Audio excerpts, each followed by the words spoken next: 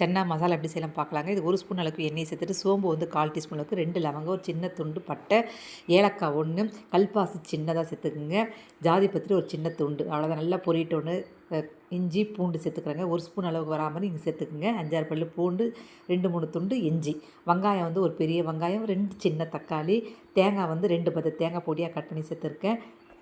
கருவேப்பிலை, கொத்தமல்லி, புதினா கொஞ்சமாக சேர்த்துக்கிறேங்க. 1 ஸ்பூன் அளவுக்கு மிளகாய் தூள், 1/2 ஸ்பூன் அளவுக்கு தனியாத்தூள், 1/4 டீஸ்பூன் அளவுக்கு மஞ்சள் தூளுங்க. நீ முழு தனியாக இருந்தாலும் சேர்த்து வதக்கிக்கலாங்க.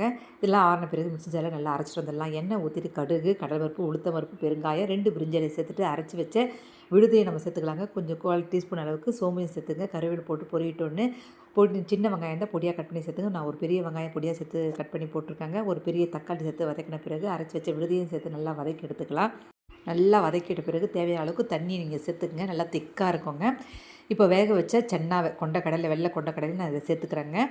உப்பு வந்து பார்த்துட்டு நீங்கள் சேர்த்துக்குங்க. கொஞ்சமாக வந்து தனியாக வந்து எடுத்துட்டு அரைச்சி வச்சுக்கலாங்க. கொஞ்சம் கொரகொரப்பாக அரைச்சி வச்ச அந்த விழுதியை இதோட சேர்த்துக்கலாங்க. கொண்டக்கடலை விழுது நல்லா வந்து கலந்து விட்டுக்குங்க. இப்போது ஒரு விசில் விட்டுக்கலாங்க.